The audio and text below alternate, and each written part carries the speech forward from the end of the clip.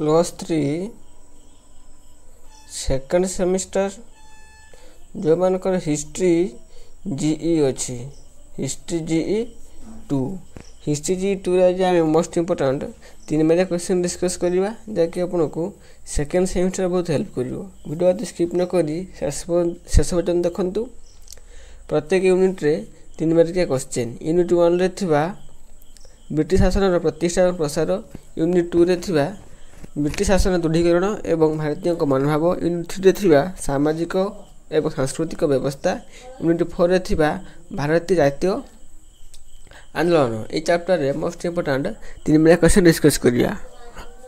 प्रथम question आसुजी unit 1 लो प्रथम question आसुजी Bharat रे ब्रिटिश साम्राज्य प्रतिष्ठा पाई केउं दुटी युद्ध विशेष दायी which two wars is responsible for the establishment of British empire in India. Bharat वर्ष में ब्रिटिश साम्राज्य प्रतिष्ठा पाई केउं दुटी युद्ध विशेषतः दायी। वीडियो टिके लॉन्ग हो तेणु शेष पर्यटन देखु जहाँफल प्रथम यूनिट रु शेष यूनिट पर्यंत बछा बछा 3 मेगा क्वेश्चन आप जानीपर ना। भारत में इंग्रेज फ्रांसीसी संघर्ष शेष इंग्रेज मान पिंधाई विजय जय माल्यर एक अप्रति शक्ति रूपे भारत में रंगमंच आविर्भाव होता इंग्रेज माने। क्वेश्चन कौन अच्छी ना भारत वर्षर ब्रिटिश साम्राज्य प्रतिष्ठा क्यों दुईटी युद्ध जुगुरु विशेषतः दायी ना। इंग्रेज माने फरासी संघर्ष शेष इंग्रेज मान पिंधाई विजयी जय माल्यर एक अप्रतिहत शक्ति जहाँकि भारतर रंगमंच से आविर्भाव होता। 1857 पलासी युद्ध 1764 बक्सर युद्ध आउ कौन ना ब्रिटिश साम्राज्य प्रतिष्ठा पाई पथ परिष्कार करथिला। 1757 पलासी युद्ध रे इंग्रेज माने प्रथम थर भारत भूमि रे भारतीय मानक पराजित करने को सफल होइथिले। स्थापित होइथिला इंग्रेज साम्राज्य भित्तिर प्रस्तर एवं 1764 ख्रीष्टाब्द रे बक्सर युद्ध पर भारत रे ब्रिटिश साम्राज्य दृढ़ होई पारिथिला। नेक्स्ट क्वेश्चन कृष्णदास घटना किपरि भारत रे पलासी युद्ध एक कारण थिला। कृष्णदास घटना किपरि भारतर पलासी युद्ध एक कारण थिला। How the Krishnadas episode was the cause of the battle of Palasi ना। बंगर नवाब सिराजुद्दौला देवान थिला राजबल्लभ से सिराजक राजकोष प्रचुर अर्थ आत्मसात करथिले। तांकर पुत्र थिले कृष्णदास यही अर्थ नहीं बा पलायन कर पूर्व पोर्ट विलियम इंग्रेज मानकर शरणापन्न होइथिले। तांकठारु उक्रच ग्रहण कर इंग्रेज माने तांको आश्रय देइथिले। कृष्णदास को शरण न दे सिराजुद्दौला को परास्त करने पर सिराज आदेश देइथिले जे कृष्णदास को फेराई देवाई सिराजुद्दौला इंग्रेज मान को आदेश देइथिले जे कृष्णदास को मते फेराई दियो बा हस्तांतर कर। इंग्रेज माने से आदेश को अवमानना करथिले फल सिराजुद्दौला इंग्रेज मान प्रति क्रोधान्वित होइतिले एवं पलासी युद्ध पर एक पथ परिष्कार करथिला। नेक्स्ट क्वेश्चन नंबर 3 आसुची सिराजुद्दौला विरुद्ध रे क्लाइव किपरि भाव षड्यंत्र करथिले। सिराजुद्दौला विरुद्ध रे क्लाइव किपरि षड्यंत्र करथिले। How Robert Clive made conspiracy against Sirajuddaula. Robert Clive जड़े चतुर और कूटनीतिज्ञपूर्ण थिले इंग्रेज थिले। रॉबर्ट क्लाइव थिले कौन चतुर एवं कूटनीतिज्ञपूर्ण इंग्रेज थिले। पोर्ट विलियम अधिकार सिराजुद्दौला क्लाइव अति अपमानपूर्ण थिला। पोर्ट विलियम अधिकार सिराजुद्दौला क्लाइव एक अपमानपूर्ण थिला। सिराज को हटाइबा से षड्यंत्र करने आरंभ कले। सिराज दरबार किसी पदस्थ कर्मचारी एवं बंगर बहु विशिष्ट व्यक्ति को यही षड्यंत्र रे सामिल कराइथिले। सिराजकर दुई प्रमुख सेनापति मिर्जाफर एवं राय बहादुर। मिर्जाफर बंग नवाब और राय बहादुर तांकर मंत्री हेबे बोली चुक्ति करागला। यही एवं अन्य विशिष्ट व्यक्ति मानकु अनेक मूल्यवान रत्न देवार आश्वासन देथिले कि ना क्लाइव सिराजुद्दौला को बंगल हटाइबा ये सब षड्यंत्र से करथिले। नेक्स्ट क्वेश्चन नंबर 4 आसुची मिर्जाफर और क्लाइव मध्य क्यों प्रकार बुझाणा होता। What type of condition will be will be between Mir Jafar and Clive. Mir Jafar କ୍ଲାଇଭ୍ଙ୍କ ମଧ୍ୟରେ କେଉଁ ପ୍ରକାର ବୁଝାମଣା ହୋଇଥିଲା? ବୁଝାମଣା ମୁତାବକ ପଲାସି ଯୁଦ୍ଧ ପରେ 1757 ଜୁନ୍ 25 ତାରିଖରେ ମିର୍ଜାଫର ବଙ୍ଗ ନବାବ ପଦ ମିଳିଲା ପରେ କୃତଜ୍ଞତା ନିଦର୍ଶନ ସ୍ୱରୂପ ବ୍ରିଟିଶ ଇଷ୍ଟ ଇଣ୍ଡିଆ କମ୍ପାନୀକୁ 24 ପ୍ରଗଣାର ଜମିଦାର ପ୍ରଦାନ କରିଥିଲେ। ମିର୍ଜାଫର କ୍ଲାଇଭ୍ଙ୍କୁ ବ୍ୟକ୍ତିଗତ ରୂପେ 16 ଲକ୍ଷ ଟଙ୍କା ପ୍ରଦାନ କରିଥିଲେ ଏବଂ ତା ସହିତ ଇଂରେଜ ସୈନ୍ୟବାହିନୀ ଏବଂ ସୈନ୍ୟବାହିନୀରୁ ନୌସୈନ୍ୟବାହିନୀ ପଦସ୍ଥ କର୍ମଚାରୀମାନଙ୍କୁ 50 ଲକ୍ଷ ଟଙ୍କା ପୁରସ୍କାର କରିଥିଲେ। କଲିକତାଠାରେ ଥିବା ସମସ୍ତ ଫରାସୀ ଆବାସୀକୁ ମିର୍ଜାଫର ଇଂରେଜମାନଙ୍କୁ ଅର୍ପଣ କରିଥିଲେ। ଭାରତରେ ଇଂରେଜ ଶକ୍ତିର ଅଭ୍ୟୁତ୍ଥାନ ପାଇଁ ପ୍ରଥମ ବହିଷ୍କାର କରାଯାଇଥିଲା। ଏଇଟା ହେଉଛି କ'ଣ? ମିର୍ଜାଫର ଏବଂ କ୍ଲାଇଭ୍ଙ୍କ ମଧ୍ୟରେ ବୁଝାମଣା। ନେକ୍ସଟ କ୍ୱେଶ୍ଚନ୍ ଆସୁଛି, କ୍ୱେଶ୍ଚନ୍ ନମ୍ବର 5 ଆସୁଛି, ଭାରତର ମଧ୍ୟଯୁଗର ଅବସାନ ଘଟି ଆଧୁନିକ ଯୁଗ ଆରମ୍ଭ କିପରି ହୋଇଥିଲା? ହାଉ ଡିଡ୍ ଦ ମଡେଲ ଏର କେମ୍ ଟୁ ଏଣ୍ଡେଡ୍ ଦ ମିଡିଏଭଲ୍ ଏଜ୍? ପଲାସି ଯୁଦ୍ଧ ପରେ ଭାରତରେ ମଧ୍ୟଯୁଗର ଅବସାନ ଘଟିଥିଲା। ଏହା ସହିତ ଆଧୁନିକ ଯୁଗର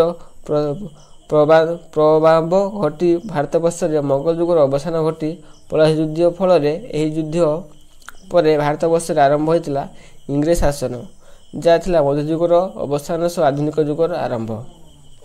ପଲାସି ଯୁଦ୍ଧ ଫଳରେ କ'ଣ ହେଲା ନା ମଧ୍ୟଯୁଗର ଅବସାନ ଘଟିଥିଲା ଏବଂ ଆଧୁନିକ ଯୁଗର ପ୍ରାରମ୍ଭ ହୋଇଥିଲା। ମୋଗଲ ଯୁଦ୍ଧ ଅବସାନ ଘଟିଥିଲା ପଲାସି ଯୁଦ୍ଧ ଫଳରେ। ଏହି ଯୁଦ୍ଧ ପରେ ଭାରତବର୍ଷରେ ଆରମ୍ଭ ହୋଇଥିଲା ଇଂରେଜ ଶାସନ, ଯାହା ଥିଲା ମଧ୍ୟଯୁଗର ଅବସାନ ସହ ଆଧୁନିକ ଯୁଗର ଆରମ୍ଭ। ଆଉ କ'ଣ ନା ୟୁରୋପୀୟମାନଙ୍କର ଭାରତକୁ ଶାସନ କରିବାର ପ୍ରଥମ ସୋପାନ ଥିଲା। ମିର୍ଜାଫରଙ୍କର ବିଶ୍ୱାସଘାତକତା ଭାରତବର୍ଷ ଇଂରେଜ ଶକ୍ତିର ପ୍ରତିଷ୍ଠା ପାଇଁ ପାଥ୍ୟ ଯୋଗାଇଥିଲା। ଏପରି ଅନେକ ବିଶ୍ୱାସଘାତକୁ ହାତରେ ରଖି ଇଂରେଜମାନେ ଭାରତର ନିଜର ସାମ୍ରାଜ୍ୟ ବିସ୍ତାର କରିଥିଲେ। ନେକ୍ସଟ କ୍ୱେଶ୍ଚନ୍ ଆସୁଛି, ମୀର କାସିମଙ୍କ ଦ୍ୱାରା ଦସ୍ତକ କିପରି ରଦ୍ଦ କରାଗଲା? ହାଉ ଦ ଦସ୍ତକ ୱାଜ୍ ଏବୋଲିଶ୍ଡ ବାଇ ମୀର କାସିମ? ମୀର କାସିମ ଥିଲେ ମିର୍ଜାଫରଙ୍କ ଜାମାତାମାନେ ଜୟୀ। ମୀର କାସିମ ଥିଲେ ସ୍ୱାଧୀନତା ଚେତନୀ ମନୋବୃତ୍ତି ଏବଂ ସ୍ୱାଧୀନ ଇଂରେଜମାନଙ୍କର ଶାସନ ନୀତି ବିଷୟରେ ଜାଣିଥିଲେ। ସେ ଲକ୍ଷ୍ୟ କରିଥିଲେ ଇଷ୍ଟ ଇଣ୍ଡିଆ କମ୍ପାନୀ ନାମରେ ବହୁ କର୍ମଚାରୀ ଏବଂ ବଣିକ ଦସ୍ତକର ଅପବ୍ୟବହାର କରିଥିଲେ। କରମୁକ୍ତ ଅବାଧ ବାଣିଜ୍ୟ କରି ଲାଭବାନ ହେଉଛନ୍ତି, ଯାହା ଫଳରେ ନବାବଙ୍କ ରାଜସ୍ୱ ହାନି ହେଉଛି। ତେଣୁ ସେ ଦସ୍ତକ ପ୍ରଥାକୁ ରଦ୍ଦ କରି ଇଂରେଜ ଜାହାଜକୁ ସବୁକୁ ଖାତଲାସ କରାଇ ଇଂରେଜ ବ୍ୟବସାୟୀମାନଙ୍କର ଶୁଳକ ଆଦାୟ କରୁଥିଲେ। ସେ ଦସ୍ତକ ପ୍ରଥାକୁ ରଦ୍ଦ କରିଦେଉଥିଲେ ଏବଂ ଇଂରେଜ ବ୍ୟବସାୟୀମାନଙ୍କ ଠାରୁ ଶୁଳକ ବା କର ବା ଟ୍ୟାକ୍ସ ସେ ନେଉଥିଲେ। କିଏ ନା Mir Qasim. Next question number 7 ଆସୁଛି, ବଙ୍ଗ ରାଜନୀତିରେ ପରିବର୍ତ୍ତନ ଅଯୋଧ୍ୟାର ନବାବଙ୍କ ଶକ୍ତିର ପତନ କିପରି ହୋଇଥିଲା? How the power of Ayodhya nawab was collapse after the change of Bengal politics? Buxar ଯୁଦ୍ଧ ବଙ୍ଗ ରାଜନୀତିରେ ପରିବର୍ତ୍ତନ ଆଣିଥିଲା। ତତ୍ସହିତ ବକ୍ସା ଯୁଦ୍ଧ ନବାବ ସିରାଜୁଦ୍ଦୌଲାଙ୍କ ଶକ୍ତିକୁ ସମ୍ପୂର୍ଣ୍ଣ ରୂପେ ପରାଜିତ କରିଥିଲା। ଇଷ୍ଟ ଇଣ୍ଡିଆ କମ୍ପାନୀ ନିକଟରେ ଆତ୍ମସମର୍ପଣ କରିବା ପରେ ଯୁଦ୍ଧ କ୍ଷତି ପୂରଣ କରିବା ପାଇଁ ଇଂରେଜମାନେ 50 ଲକ୍ଷ ଟଙ୍କା ଦେବା ପାଇଁ ପ୍ରତିଶ୍ରୁତି କରିଥିଲେ ଏବଂ କିଛି ଅଞ୍ଚଳ ଜମିଦାରୀ ଇଂରେଜମାନଙ୍କୁ ପ୍ରଦାନ କରିଦେବା ପାଇଁ ବାଧ୍ୟ ହୋଇଥିଲେ। ସେଗୁଡ଼ିକ ଥିଲା କରା, ଚୁନାର, ଆହ୍ଲାବାଦ, ବନାରସ। ଅଯୋଧ୍ୟାର କରମୁକ୍ତ ବାଣିଜ୍ୟ କରିବା ପାଇଁ ଇଷ୍ଟ ଇଣ୍ଡିଆ କମ୍ପାନୀକୁ ଅନୁମତି ଦିଆଯାଇଥିଲା। ନେକ୍ସଟ କ୍ୱେଶ୍ଚନ୍ ନମ୍ବର 8 ଆସୁଛି, କ୍ୱେଶ୍ଚନ୍ 8, ବକ୍ସର ଯୁଦ୍ଧ ପରେ ମୋଗଲ ସମ୍ରାଟଙ୍କ ଅବସ୍ଥା କିପରି ଥିଲା? How was the condition of Mughal empire after the Buxar war? Buxar ଯୁଦ୍ଧ ଭାରତବର୍ଷରେ ଇଂରେଜମାନଙ୍କ ସ୍ଥାନ ସମ୍ପୂର୍ଣ୍ଣ ରୂପେ ସୁଦୃଢ଼ କରିଥିଲା। ବକ୍ସର ଯୁଦ୍ଧ 3ଟି ମହାଶକ୍ତିର ପରାଜୟ ଘଟିଥିଲା। ସେମାନେ ଥିଲେ ବଙ୍ଗ ନବାବ ମୀର କାସିମ, ଅଯୋଧ୍ୟାର ନବାବ ସିରାଜୁଦ୍ଦୌଲା ଏବଂ ମୋଗଲ ସମ୍ରାଟ ଦ୍ୱିତୀୟ ଶାହ ଆଲମ। ଏହି ଯୁଦ୍ଧ ପରେ ମୋଗଲ ସମ୍ରାଟଙ୍କର କ୍ଷମତା ଲୁପ୍ତ ହୋଇଥିଲା। ସେ ଇଂରେଜମାନଙ୍କର ଦୟାର ପାତ୍ର ହୋଇଥିଲେ। ରବର୍ଟ କ୍ଲାଇଭଙ୍କ ସହ ଚୁକ୍ତି କରି କରା ଓ ଆହ୍ଲାବାଦ ଜିଲ୍ଲା ସହ ତାଙ୍କୁ ବାର୍ଷିକ 26 ଲକ୍ଷ ଟଙ୍କା ସାଲାମି ପ୍ରଦାନ କରିଥିଲେ। ମୋଗଲ ସମ୍ରାଟ ଇଷ୍ଟ ଇଣ୍ଡିଆ କମ୍ପାନୀ ଦ୍ୱାରା କବଳିତ ହୋଇଥିଲା। ନେକ୍ସଟ କ୍ୱେଶ୍ଚନ୍ ନମ୍ବର 9 ଆସୁଛୁ, ଟିପୁ ସୁଲତାନ ଏବଂ ଇଂରେଜମାନଙ୍କ ମଧ୍ୟରେ ସମ୍ପର୍କ ଏକ ସଂକ୍ଷିପ୍ତ ଟିପ୍ପଣୀ ଦିଅ। Give brief account about the relation of Tipu Sultan and Britishers? Haidar ଅଲିଙ୍କ ମୃତ୍ୟୁ ପରେ ତାଙ୍କ ପୁତ୍ର ଟିପୁ ସୁଲତାନଙ୍କ ଇଂରେଜଙ୍କ ସହିତ ମାଙ୍ଗଲେରେ ସନ୍ଧି ସ୍ୱାକ୍ଷର କରି ଦ୍ୱିତୀୟ ମହୀଶୂର ସମରର ସମାପ୍ତି ଘଟାଇଥିଲା। ଅପମାନର ପ୍ରତିଶୋଧ ନେବା ପାଇଁ ଟିପୁ ସୁଲତାନ ଫରାସୀମାନଙ୍କ ସହିତ ସମ୍ପର୍କ ପାଇଁ ଫ୍ରାନ୍ସ ଓ ତୁର୍କୀକୁ ଦୂତ ପ୍ରେରଣ କରିଥିଲେ। ଏହା କର୍ଣ୍ଣୱାଲିସକୁ ଜାଣିପାରି ଟିପୁଙ୍କ ବିରୁଦ୍ଧରେ ଯୁଦ୍ଧ ଘୋଷଣା କଲେ। ତୃତୀୟ ମହୀଶୂର ସମର ସଂଗଠିତ ହୋଇଥିଲା ଏବଂ ଚତୁର୍ଥ ମହୀଶୂରୀ ସମରରେ ଟିପୁ ସୁଲତାନ ପ୍ରାଣତ୍ୟାଗ କଲେ। ଇଂରେଜ ଏବଂ ଟିପୁ ସୁଲତାନଙ୍କ ସମ୍ପର୍କ କେବଳ ଶତ୍ରୁତା ଉପରେ ପର୍ଯ୍ୟବସିତ ଥିଲା। ନେକ୍ସଟ ଆସୁଛି ୟୁନିଟ୍ 2ରେ ଥିବା ବ୍ରିଟିଶ ଶାସନର ଦୃଢ଼ୀକରଣ ଏବଂ ଭାରତୀୟଙ୍କ ମନୋଭାବ। ଏହି ଚାପ୍ଟରରେ ମଧ୍ୟ 3 ମାର୍କିଆ କ୍ୱେଶ୍ଚନ୍ ଡିସ୍କସ୍ କରିବା। ପ୍ରଥମ କ୍ୱେଶ୍ଚନ୍ ଆସୁଛି ସନ୍ନ୍ୟାସୀ ବିଦ୍ରୋହ କ'ଣ? ହ୍ୱାଟ୍ ୱାଜ୍ ସନ୍ନ୍ୟାସୀ ରିବେଲିୟନ୍? ସନ୍ନ୍ୟାସୀ ବିଦ୍ରୋହ ଭାରତୀୟ ସନ୍ନ୍ୟାସୀ ଓ ଫକୀରମାନଙ୍କ ଦ୍ୱାରା ସଂଗଠିତ ହୋଇଥିଲା। ସେମାନେ ମୁଖ୍ୟତଃ ବେଙ୍ଗଲ ସନ୍ନ୍ୟାସୀ ଏବଂ ଫକୀର ଥିଲେ। ସନ୍ନ୍ୟାସୀ ଓ ଫକୀରମାନେ 18ଶ ଶତାବ୍ଦୀରେ ଇଷ୍ଟ ଇଣ୍ଡିଆ କମ୍ପାନୀ ବିରୁଦ୍ଧରେ ବିଦ୍ରୋହ କରିଥିଲେ। ଏହି ବିଦ୍ରୋହ ମୁର୍ଶିଦାବାଦ, ବୈକୁଣ୍ଠପୁର ଜଙ୍ଗଲ ଦଳ ପାଇକରଗୁଡ଼ିକ ଠାରେ ସଂଗଠିତ ହୋଇଥିଲା। ଏହି ବିଦ୍ରୋହ 1770 1820 ଯାଏଁ ଚାଲିଥିଲା। ନେକ୍ସଟ କ୍ୱେଶ୍ଚନ୍ ସନ୍ନ୍ୟାସୀ ବିଦ୍ରୋହ ନେତୃତ୍ୱରେ କେଉଁମାନେ ନେଇଥିଲେ? ସନ୍ନ୍ୟାସୀ ବିଦ୍ରୋହ ନେତୃତ୍ୱ କେଉଁମାନେ ନେଇଥିଲେ? What was the leader of ସନ୍ନ୍ୟାସୀ ରିବେଲିୟନ୍? ଏହି ବିଦ୍ରୋହକୁ ସନ୍ନ୍ୟାସୀ ବିଦ୍ରୋହ କୁହାଯିବାର କାରଣ ହେଲା ସନ୍ନ୍ୟାସୀ ଓ ଫକୀରମାନେ ଏହି ବିଦ୍ରୋହ ନେତୃତ୍ୱ ନେଇଥିଲେ। ଇଷ୍ଟ ଇଣ୍ଡିଆ କମ୍ପାନୀ ବିରୁଦ୍ଧରେ ସେମାନେ ବିଦ୍ରୋହ କରିବା ଆରମ୍ଭ କରିଥିଲେ। ବଙ୍ଗର ପ୍ରଥମେ ସେମାନେ ଆରମ୍ଭ କରିଥିଲେ ଏହି ବିଦ୍ରୋହ। ଏହି ବିଦ୍ରୋହ 4ଟି ପର୍ଯ୍ୟାୟରେ ସଂଗଠିତ ହୋଇଥିଲା। ଏଟା କ'ଣ କୁହାଯାଏ? ସନ୍ନ୍ୟାସୀ ବିଦ୍ରୋହ।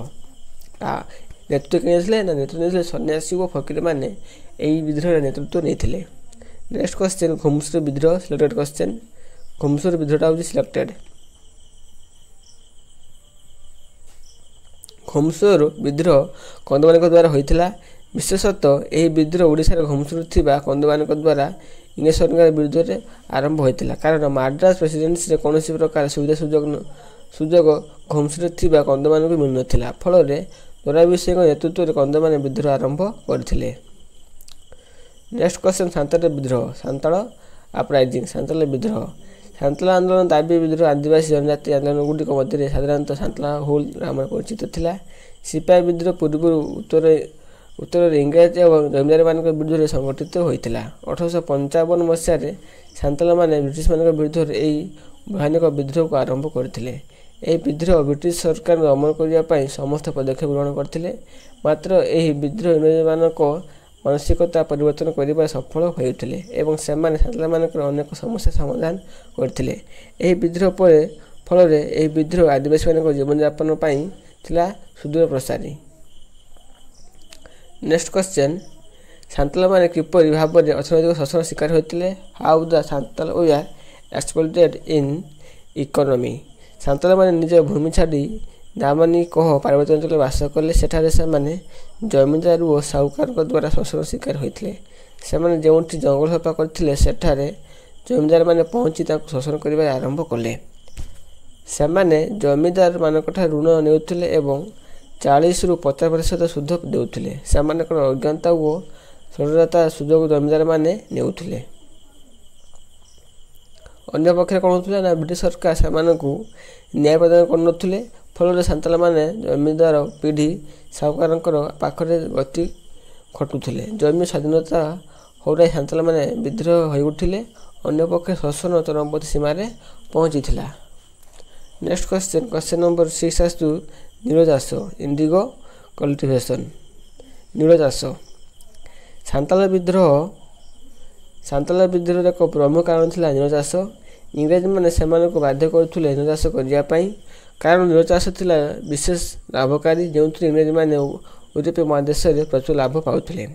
ଫଳରେ ସେମାନେ ଭାରତରେ ନୀଳ ଚାଷ କରି ୟୁରୋପରେ ଲାଭବାନ ହେବା ପାଇଁ ଚାହୁଁଥିଲେ।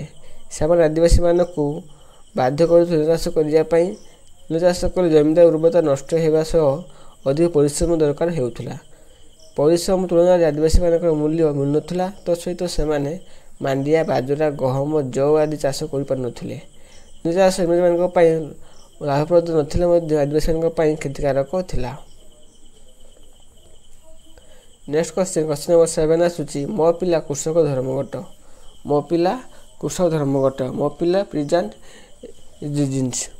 ବଙ୍ଗଳା କୃଷକମାନଙ୍କ ପରି 1836ରୁ 1854 ମସିହା ପର୍ଯ୍ୟନ୍ତ 22ଥର ମାଲବାର ମୋ ପିଲା କୃଷକମାନେ ଜମିଦାର ଅନ୍ୟାୟ ଓ ଅତ୍ୟାଚାର ବିରୁଦ୍ଧରେ ସ୍ୱରତନ କରିଥିଲେ। ମୋ ପିଲା କୃଷକମାନେ ଥିଲେ ଆରବୀୟ ବଂଶଧର ଓ ହିନ୍ଦୁ ଧର୍ମ ପରିବର୍ତ୍ତନ ହୋଇଥିବା ମୁସଲମାନମାନେ। ମୋ ପିଲା କୃଷକମାନେ କେଉଁମାନେ ଥିଲେ ନା ଆରବୀୟ ବଂଶଧର ଓ ହିନ୍ଦୁ ଧର୍ମରୁ ପ୍ରବର୍ତ୍ତିତ ହୋଇଥିବା ମୁସଲମାନମାନେ। 1832 ମସିହାରେ ଶେଷ ବେଳକୁ ଇଂରେଜମାନେ ଏହି ଅଞ୍ଚଳ ଅଧିକାର କରି ଭୂ ରାଜସ୍ୱ ବ୍ୟବସ୍ଥା ପ୍ରଚଳନ କରିଥିଲେ। ଫଳରେ ମୋ ପିଲା କୃଷକମାନଙ୍କୁ ଅତ୍ୟଧିକ କର ବୃଦ୍ଧି ଯୋଗୁଁ ଦୁଃଖ କଷ୍ଟରେ ଚଳିବାକୁ ପଡ଼ୁଥିଲା। ସେମାନେ ମୁଖ୍ୟତଃ ଧର୍ମଘଟ କରିବାର କାରଣ ଅତ୍ୟଧିକ କର ବୃଦ୍ଧି, ବେଆଇନ କର, ଜମିରୁ ସେମାନଙ୍କର ଅତ୍ୟଧିକ ଉଚ୍ଛେଦ ଓ ସରକାରୀ କର୍ମଚାରୀମାନଙ୍କର ବିଶେଷତ୍ୱ ଲାଭ ବା ଭାବ ଇତ୍ୟାଦି। ନେକ୍ସଟ କ୍ୱେଶ୍ଚନ ନମ୍ବର 8 ଆସୁଛି ଡେକାନ ଦଙ୍ଗା। ଡେକାନ ଦଙ୍ଗା ଏହି ଦଙ୍ଗା 1875 ମସିହାରେ ଡେକାନରେ ଥିବା କୃଷକମାନଙ୍କ ଦ୍ୱାରା ସଂଗଠିତ ହୋଇଥିଲା।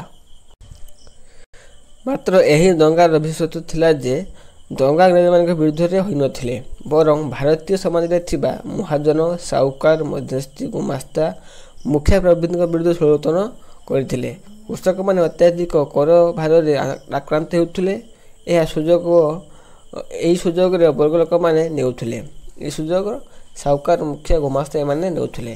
ଋଣ ପରିଶୋଧ ନ କରିପାରିଲେ ନିର୍ଯାତନା ଓ ଦଣ୍ଡର ଶିକାର ହେବାକୁ ପଡ଼ୁଥିଲା। ପ୍ରତ୍ୟେକ କ୍ଷେତ୍ରରେ କୃଷକମାନେ ଶୋଷଣର ଶିକାର ହେଉଥିଲେ, ଉଭୟ ଶାରୀରିକ ଓ ମାନସିକ ସ୍ତରରେ। ଫଳରେ ସେମାନେ ଦଫା ଲଗାଇବାକୁ ଓହ୍ଲାଇଥିଲେ ଏବଂ ସେମାନେ ଏହି ଦଙ୍ଗା ମହାରାଷ୍ଟ୍ରର ପୁନା ଓ ଅହମଦାବାଦ ଜିଲ୍ଲାରେ ସଂଘଟିତ ହୋଇଥିଲା। ନେକ୍ସଟ କ୍ୱେଶ୍ଚନ ଆସୁଛି ୟୁନିଟ୍ 3ରେ ଥିବା ସାମାଜିକ ଏବଂ ସାଂସ୍କୃତିକ ବ୍ୟବସ୍ଥା। ଏହି ଚାପ୍ଟରରେ ମଧ୍ୟ 3 ମାର୍କିଆ କ୍ୱେଶ୍ଚନ ଡିସ୍କସ୍ କରିବା। ଭିଡ଼ିଓଟିକୁ ଶେଷ ପର୍ଯ୍ୟନ୍ତ ଦେଖନ୍ତୁ। ପ୍ରଥମ କ୍ୱେଶ୍ଚନ ଆସୁଛି ରାଜା ରାମମୋହନ ରାୟ। ରାଜା ରାମମୋହନ ରାୟ 19ଶ ଶତାବ୍ଦୀ ଭାରତୀୟ ନବଜାଗରଣ ରୂପେ ଶଙ୍ଖ ଫୁଙ୍କିଥିଲେ। ରାଜା ରାମମୋହନ ରାୟ ଏହି ସାମାଜିକ ସଂସ୍କାରକୁ ଭାରତୀୟ ନବଜାଗରଣର ଜନକ ବୋଲି ଅଭିହିତ କରାଯାଏ। ଜଣେ ଜ୍ଞାନୀ ଓ ବିଭିନ୍ନ ଭାଷାରେ ପାରଦର୍ଶିତା ଲାଭ କରିଥିବା ବ୍ୟକ୍ତିତ୍ୱ ଥିଲେ ରାଜା ରାମମୋହନ ରାୟ। ହିନ୍ଦୁ ଧର୍ମରେ ଥିବା ବିଭିନ୍ନ ପ୍ରକାର କୁସଂସ୍କାର ବିରୁଦ୍ଧରେ ସେ ଷଡ଼ଯନ୍ତ୍ର କରିଥିଲେ। ଏହି ଜନନାୟକ ବିଚାର ନିଜର ଚିନ୍ତା ଓ ଚେତନାରେ ସେ ସଂସ୍କାର ଆଣିଥିଲେ ଭାରତୀୟ ସମାଜ ଓ ଧର୍ମରେ। 1772 ମସିହା ମେ 22 ତାରିଖରେ ଏହି ପ୍ରବାଦ ପୁରୁଷଙ୍କ ଜନ୍ମ ହୋଇଥିଲା ଏବଂ 1833 ମସିହା ସେପ୍ଟେମ୍ବର 27 ତାରିଖରେ ତାଙ୍କର ମହାପ୍ରଣୟନ ହୋଇଥିଲା। ନେକ୍ସଟ କ୍ୱେଶ୍ଚନ ନମ୍ବର 2 ଆସୁଛି ରାଜା ରାମମୋହନ ରାୟଙ୍କର ସଂଗଠିତ ସଂସ୍କାର ଗୁଡ଼ିକ କ'ଣ ଥିଲା? What are the reform perform by Raja Rammohan Roy? Raja Rammohan ରାୟଙ୍କ ଥିଲେ ଭାରତୀୟ ନବଜାଗରଣର ଜନକ। ସେ ଭାରତୀୟ ସାମାଜିକ ତଥା ଧାର୍ମିକ କ୍ଷେତ୍ରରେ ଅନେକ ପରିବର୍ତ୍ତନ ଆଣିଥିଲେ। ଯେଉଁ ସଂସ୍କାର ଗୁଡ଼ିକ ତାଙ୍କୁ ଇତିହାସ ପୃଷ୍ଠାରେ ସ୍ୱର୍ଣ୍ଣଲେଖରେ ଲିପିବଦ୍ଧ ହୋଇଅଛି। ପ୍ରଥମ କ'ଣ? ସତୀଦାହ ପ୍ରଥା, ନାରୀ ସ୍ୱାଧିକାର, ଜାତି ପ୍ରଥାର ବିରୋଧ, ପୂର୍ଣ୍ଣ ମୂର୍ତ୍ତି ପୂଜାର ଅବମାନନା, ପାଶ୍ଚାତ୍ୟ ଶିକ୍ଷାର ପ୍ରବକ୍ତା, ରାଜନୈତିକ ସ୍ୱାଧୀନତାର ଉଦ୍ଘୋଷକ, ଧର୍ମ ଓ ନୈତିକତାର ସମନ୍ୱୟ ବାର୍ତ୍ତା। ଏସବୁ କ'ଣ ଥିଲା? ରାଜା ରାମମୋହନ ରାୟଙ୍କର ସଂଗଠିତ ସଂସ୍କାର ଗୁଡ଼ିକ। ନେକ୍ସଟ କ୍ୱେଶ୍ଚନ ପାଶ୍ଚାତ୍ୟ ଶିକ୍ଷାର ପ୍ରସାର ଲାଭ ରାଜା ରାମମୋହନ ରାୟଙ୍କ ଦ୍ୱାରା କିପରି ହୋଇଥିଲା? ପାଶ୍ଚାତ୍ୟ ଶିକ୍ଷାର ପ୍ରସାର ରାଜା ରାମମୋହନଙ୍କ ଦ୍ୱାରା କିପରି ହୋଇଥିଲା? ଭାରତରେ ପାଶ୍ଚାତ୍ୟ ଶିକ୍ଷାର ପ୍ରଣୟନ ପାଇଁ ରାଜା ରାମମୋହନ ରାୟ ଥିଲେ ଭାରତୀୟ ହିସାବରେ ଅପ୍ରାଣ ଉଦ୍ୟମ ଥିଲେ। ମେକଲଙ୍କ ପ୍ରବର୍ତ୍ତନ ଇଂରାଜୀ ଭାଷାର ଶିକ୍ଷାଦାନ ପଦ୍ଧତିକୁ ସେ ସମର୍ଥନ କରିଥିଲେ। 1835ର ଶିକ୍ଷା ଆଇନ ଅନୁସାରେ ଇଂରେଜ ଭାଷାର ଶିକ୍ଷାଦାନ କରିଥିଲେ। ରାଜା ରାମମୋହନ ରାୟ ପାଶ୍ଚାତ୍ୟ ଶିକ୍ଷାକୁ ତ୍ୱରାନ୍ୱିତ କରିବାର ପ୍ରମୁଖ ଭୂମିକା ଗ୍ରହଣ କରିଥିଲେ। ତାଙ୍କରି ଚେଷ୍ଟାରେ କଲିକତାରେ English school, Vedanta college, city college ଆଦି ଶିକ୍ଷାନୁଷ୍ଠାନ ଗଢ଼ି ଉଠିଥିଲା। ଏହି ଅନୁଷ୍ଠାନଗୁଡ଼ିକ ପାଶ୍ଚାତ୍ୟ ଶିକ୍ଷାର ପ୍ରସାର ଘଟିବା ପାଇଁ ସହାୟକ ହୋଇଥିଲା। ନେକ୍ସଟ କ୍ୱେଶ୍ଚନ ଆସୁଛି ବ୍ରହ୍ମ ସମାଜ ଏହି ଅନୁଷ୍ଠାନର ସଂସ୍କାର ଏକ ରାଜା ରାମମୋହନ ରାୟଙ୍କ ଦ୍ୱାରା ସ୍ଥାପିତ ହୋଇଥିଲା। ବ୍ରହ୍ମ ସମାଜ ଏହି ଅନୁଷ୍ଠାନର ସଂସ୍କାର ରାଜା ରାମମୋହନଙ୍କ ଦ୍ୱାରା ହୋଇଥିଲା। ଆଦ୍ୟରୁ ଏହାର ବ୍ରହ୍ମ ସମାଜ ରହିଥିଲା। 1828 ଅଗଷ୍ଟ 20 ତାରିଖରେ ପ୍ରତିଷ୍ଠା ହୋଇଥିଲା।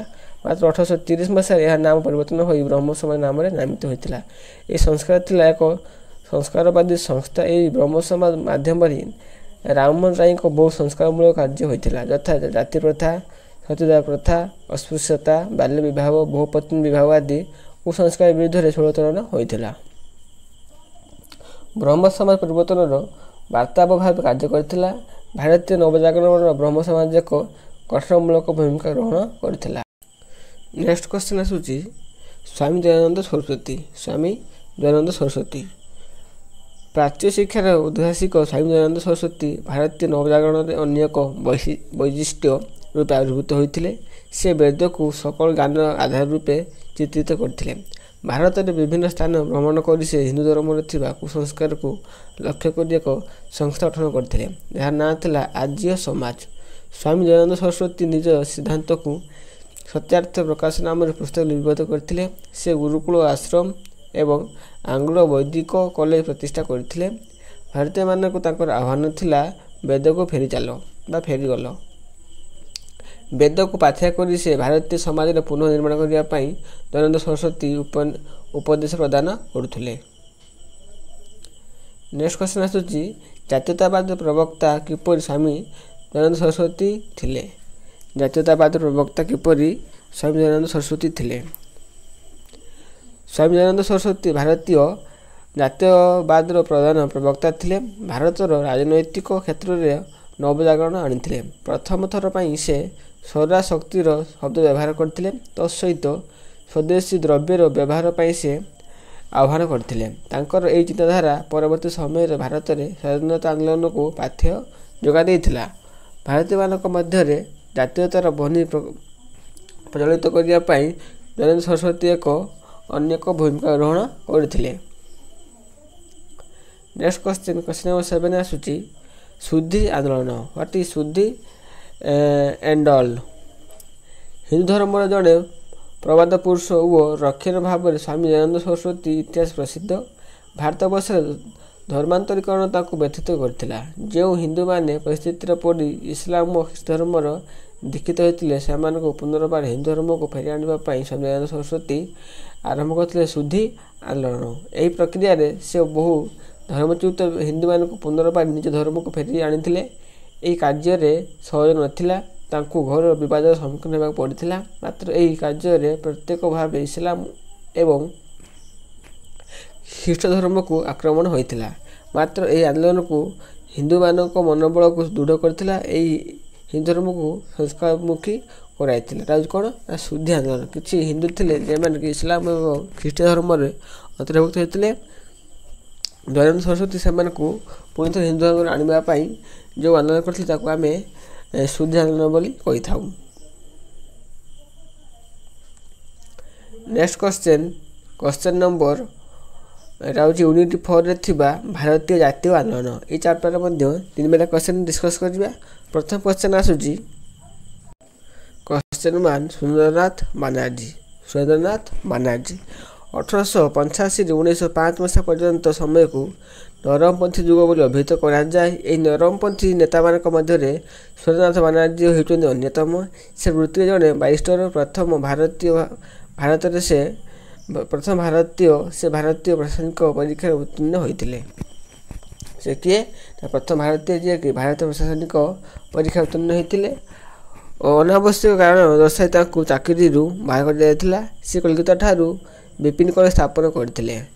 ସେ ଦି ବେଙ୍ଗଲୀ ସମ୍ବାଦପତ୍ର ତାଙ୍କ ଚେଷ୍ଟାରେ ପ୍ରକାଶ ହୋଇଥିଲା। ସେ ମୁଖ୍ୟତଃ ଇଟନଙ୍କ ସ୍ୱଦେଶୀ ସମ୍ବାଦପତ୍ର ଆଇନ ଏବଂ ଅସ୍ତ୍ରଶସ୍ତ୍ର ଆଇନ ବିରୁଦ୍ଧରେ ସ୍ୱର ଉତ୍ତୋଳନ କରିଥିଲେ।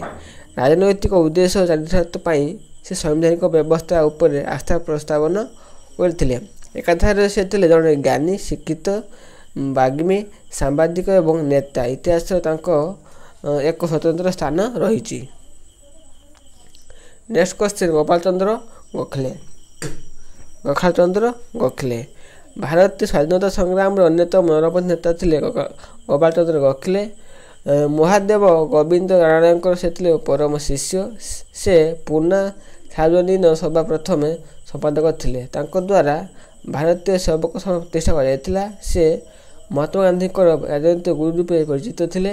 ସେ ଏକାଧାରରେ ଜଣେ ଐତିହାସିକ, ରାଜନୈତିକ, ଅର୍ଥନୈତିକ ଭାବରେ ଖ୍ୟାତ ରହିଥିଲା। 1905 ଜାତୀୟ କଂଗ୍ରେସ ବନାରସର ଅଧିବେଶନରେ ସଭାପତିତ୍ୱ କରିଥିଲେ। 1906ରେ ସେ ବିଲାଯାତ୍ରା କରିଥିଲେ। ଲୋକମାନଙ୍କୁ ବଙ୍ଗଭଙ୍ଗର କୁଫଳ ବିଷୟରେ ସେ ଅବଗତ କରାଇଥିଲେ। ନେକ୍ସଟ କ୍ୱେଶ୍ଚନ୍, ଭିତର ବହି ପ୍ରବାହ ତତ୍ତ୍ୱ। ଭିତର ବହି ପ୍ରବାହ ତତ୍ତ୍ୱ ସେ ସ୍ରଷ୍ଟା ଥିଲେ। ଦାଦାଭାଇ ନାରୋଜୀ ତାଙ୍କୁ ବୟୋଜ୍ୟେଷ୍ଠ ମଣିଷ ରୂପେ ବର୍ଣ୍ଣନା କରାଯାଏ। ଗଣିତରେ ସେ ଜ୍ଞାନୀ ଥିଲେ। ପୂର୍ବ ଭାରତର ସଂଘ ସେ ସ୍ଥାପନ କରିଥିଲେ। ସେ ଜଣେ ପ୍ରବୀଣ ଅର୍ଥନୀତିଜ୍ଞ ଥିଲେ। ତାଙ୍କ ଦ୍ୱାରା ରଚିତ ପୁସ୍ତକ ଥିଲା ଭାରତର ଦାରିଦ୍ର୍ୟ ଏବଂ ଅଣ ଇଂରେଜ ଶାସନ, poverty and British rule on India. ସେ ଇଂରେଜମାନଙ୍କ ମନୋବୃତ୍ତିକୁ ବିଶ୍ୱାସ କରୁଥିଲେ। ସେ ବୃତ୍ତିର ବହି ପ୍ରଭାବ ତତ୍ତ୍ୱର କାରଣ ଦେଇଥିଲେ ଯେ ଇଂରେଜମାନେ ଆମ ଦେଶରୁ କଞ୍ଚାମାଲ ନେଇ ଇଂଲଣ୍ଡରେ କମ୍ପାନୀରେ ତିଆରି କରି ନିଜ ଷ୍ଟିକର ମାରି ଭାରତକୁ ବିକ୍ରି କରୁଥିଲେ। ଫଳରେ ଭାରତରେ ବିତ୍ତ ଓ ସମ୍ପତ୍ତି ଇଂଲଣ୍ଡକୁ ଯାଉଥିଲା। ଏହା ଥିଲା ବିତ୍ତର ବହି ପ୍ରଭାବ ତତ୍ତ୍ୱ। ନେକ୍ସଟ କ୍ୱେଶ୍ଚନ୍ ଆସୁଛି, କର୍ଜନଙ୍କ ଭାରତ ବିରୋଧୀ ମନୋଭାବ କ'ଣ ଥିଲା? What was the intention of Karjan towards against India? Lord Karjan ଥିଲେ ଭାରତ ବିରୋଧୀ। ଭାରତୀୟମାନଙ୍କର କ୍ଷମତାକୁ ସଂରକ୍ଷିତ କରିବା ପାଇଁ ବିଭିନ୍ନ ପ୍ରକାର ଆଇନକୁ ବହୁ ପ୍ରଣୀତ କରିଥିଲେ। ତାଙ୍କ କୁଟୀର ବୃଦ୍ଧିର ପଦକ୍ଷେପ ଥିଲା 1905ରେ ବଙ୍ଗଭଙ୍ଗ କରିବା।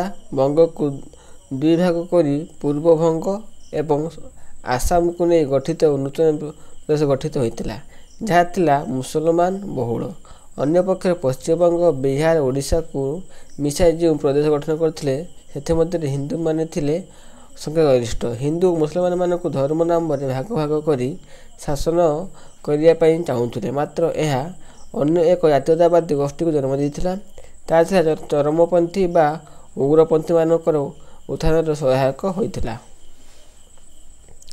ନେକ୍ସଟ କ୍ୱେଶ୍ଚନ୍ ଆସୁଛି, କ୍ୱେଶ୍ଚନ୍ ନମ୍ବର 5, ଲାଲ ଲାଜପତ ରାୟ। ଚରମପନ୍ଥୀ ନେତାମାନଙ୍କ ମଧ୍ୟରେ ଲାଲ ଲାଜପତ ରାୟ ଥିଲେ ଅନ୍ୟତମ। 1865ରେ ପଞ୍ଜାବର ଲୁଧିଆନା ଜିଲ୍ଲାରେ ଜନ୍ମଗ୍ରହଣ କରିଥିଲେ। ସେ ଆର୍ଯ୍ୟ ସମାଜ ଦ୍ୱାରା ପ୍ରଭାବିତ ହୋଇଥିଲା। 1888ରେ ସେ ଭାରତୀୟ କଂଗ୍ରେସରେ ଯୋଗ ଦେଇଥିଲେ। 1907ରେ ସେ ଗୋଖଲେଙ୍କ ସହ ଇଂଲଣ୍ଡ ଯାତ୍ରା କରି ବଙ୍ଗଭଙ୍ଗ ବିରୁଦ୍ଧରେ ଜନମତ ସୃଷ୍ଟି କରାଇଥିଲେ। ଇଂରେଜମାନଙ୍କ ଦ୍ୱାରା ବନ୍ଦୀ ହୋଇ ମଣ୍ଡେଲଙ୍କୁ ନିର୍ବାସିତ କରାଇଥିଲେ। ସେଠାରେ ସେ ମୋ ନିର୍ବାସନର କାହାଣୀ ଲେଖିଥିଲେ। 1920 କଲିକତାରେ ଅନୁଷ୍ଠିତ ଭାରତୀୟ କଂଗ୍ରେସ ଏବଂ ଏକ ବିଶେଷ ଅଧିବେଶନରେ ସେ ଥିଲେ ସଭାପତି। 1928 ନଭେମ୍ବର 7 ତାରିଖରେ ସେ ଇହଲୋକ ସମ୍ମାନ କରିଥିଲେ। ପଞ୍ଜାବ କେଶରୀ ଉପାଧି ମଧ୍ୟ ତାଙ୍କୁ ମରଣୋତ୍ତର ଭୂଷିତ କରାଯାଇଥିଲା। ନେକ୍ସଟ କ୍ୱେଶ୍ଚନ୍ ଆସିଲା, ଭାରତ ଶାସନ ଆଇନ 1919। ହୋମ୍ ରୁଲ୍ ଆନ୍ଦୋଳନର ତୀବ୍ରତାକୁ ଦେଖି ଭାରତୀୟମାନଙ୍କୁ ଶାନ୍ତ କରିବା ପାଇଁ ଇଂରେଜ ସରକାର 1919ରେ ଭାରତ ଶାସନ ଆଇନ 1919 ପ୍ରଣୀତ ହୋଇଥିଲା। ଭାରତ ଶାସନ ସଚିବ ମଣ୍ଟେସ୍କୁ ଓ ଭାରତର ଲର୍ଡ ଚମ୍ସଫୋର୍ଡଙ୍କ ସହଯୋଗରେ ଏହା ପ୍ରଣୟନ ହୋଇଥିବାରୁ ଏହାକୁ ମଣ୍ଟେସ୍କୁ ଚମ୍ସଫୋର୍ଡ ଶାସକ ସଂସ୍କାର କୁହାଯାଇଥାଏ। ଏଥିରେ ଦ୍ୱିବିଧ ଶାସନ ବ୍ୟବସ୍ଥା ପ୍ରଦେଶ ଶାସନ କ୍ଷେତ୍ରରେ ପ୍ରୟୋଗ କରାଯାଇଥିଲା ଏବଂ ଏହା ଗଭର୍ଣ୍ଣରଙ୍କ ହାତରେ ପ୍ରତ୍ୟକ୍ଷ ଭାବରେ ନ୍ୟସ୍ତ ଥିଲା। ସ୍ଥାନାନ୍ତରିତ ବିଷୟଗୁଡ଼ିକ ହେଉଛି ଶିକ୍ଷା, କୃଷି, ବାଣିଜ୍ୟ ଆଦି ଅନ୍ତର୍ଭୁକ୍ତ ଥିଲା। ଏହି ଶାସନ ସଂସ୍କାର ଭାରତୀୟମାନଙ୍କୁ ସମ୍ପୂର୍ଣ୍ଣ ସ୍ୱାୟତ୍ତ ଶାସନ ଦେବାରେ ବିଫଳ ହୋଇଥିଲା। ଏହି ଶାସନ ସଂସ୍କାରକୁ ଚରମପନ୍ଥୀ ନେତାମାନେ ବିଶ୍ୱାସଘାତକତା ବୋଲି ଘୋଷଣା କରିଥିଲେ। ଫଳରେ ଇଂରେଜମାନେ ଆନ୍ଦୋଳନ ତୀବ୍ରତର ହେବା ପରେ ଇଂରେଜମାନେ ଧରି ନେଇଥିଲେ। ନେକ୍ସଟ କ୍ୱେଶ୍ଚନ୍ ଆସୁଛି, ଅସହଯୋଗ ଆନ୍ଦୋଳନ। ଅସହଯୋଗ ନନ୍ କୋଅପରେସନ୍ ମୁଭମେଣ୍ଟ। ମହାତ୍ମା ଗାନ୍ଧୀଙ୍କର ଭାରତୀୟ ରାଜନୀତିରେ ପ୍ରବେଶ ଭାରତୀୟ ସ୍ୱାଧୀନତା ସଂଗ୍ରାମରେ ଏକ ନୂତନ ଅଧ୍ୟାୟ ସୂତ୍ରପାତ କରିଥିଲା। ରାଓଲାଟ ଆଇନ ଏବଂ ଜାଲିଆନାବାଗ ହତ୍ୟାକାଣ୍ଡ ପରେ ଇଂରେଜମାନେ ବିରୁଦ୍ଧରେ ପ୍ରଥମ ଥର ଇଂରାଜୀ ସ୍ୱର ଉତ୍ତୋଳନ କରିଥିଲେ। ଏହା ଥିଲା ଇତିହାସର ପ୍ରସିଦ୍ଧ ଅସହଯୋଗ ଆନ୍ଦୋଳନ। 1920ରେ ଆରମ୍ଭ ହୋଇଥିଲା। ଏହି ଆନ୍ଦୋଳନ କିଛି ମାତ୍ରାରେ ଭାରତରେ ଇଂରେଜ ଶାସନକୁ ଅଚଳ କରିଦେଇଥିଲା। ପ୍ରଥମ ଥର ପାଇଁ ଭାରତରେ ବ୍ରିଟିଶ ଶାସନ ଏକ ଶକ୍ତ ଧକ୍କା ଲାଗିଥିଲା। ଏହା ଥିଲା ଆପଣଙ୍କର ହିଷ୍ଟ୍ରି GE 2ରେ ସବୁ ୟୁନିଟ୍ର ବଛା 3 ମାର୍କିଆ କ୍ୱେଶ୍ଚନ୍ ଯାହା ମୁଁ ଡିସ୍କସ୍ କଲି। ଏବଂ ଏହି ଭିଡ଼ିଓଟିକୁ ନିଶ୍ଚିତ ରୂପେ ଆପଣଙ୍କ ସାଙ୍ଗକୁ ସେୟାର କରନ୍ତୁ ଏବଂ ଭିଡ଼ିଓଟି ଲାଇକ୍ ଦିଅନ୍ତୁ ଏବଂ ଚ୍ୟାନେଲଟିକୁ ସବସ୍କ୍ରାଇବ୍ କରନ୍ତୁ, ଯାହାଫଳରେ ମୁଁ ଯେଉଁ ନେକ୍ସଟ ଭିଡ଼ିଓ ଅପଲୋଡ଼ କରିବି ଆପଣମାନେ ପ୍ରଥମେ ନୋଟିଫିକେସନ୍ ପାଇପାରିବେ ଏବଂ ଭିଡ଼ିଓଟିକୁ ଦେଖିପାରିବେ। ଆଉ ମଧ୍ୟ 3rd semester, 4th semester, 5th semester, 6th semester related video ମଧ୍ୟ ମୁଁ ଅପଲୋଡ଼ କରିବି। ଆପଣମାନେ ନୋଟିଫିକେସନ୍ ପାଇପାରିବେ। ସେଥିପାଇଁ ଚ୍ୟାନେଲଟିକୁ ସବସ୍କ୍ରାଇବ୍ କରନ୍ତୁ। ଧନ୍ୟବାଦ।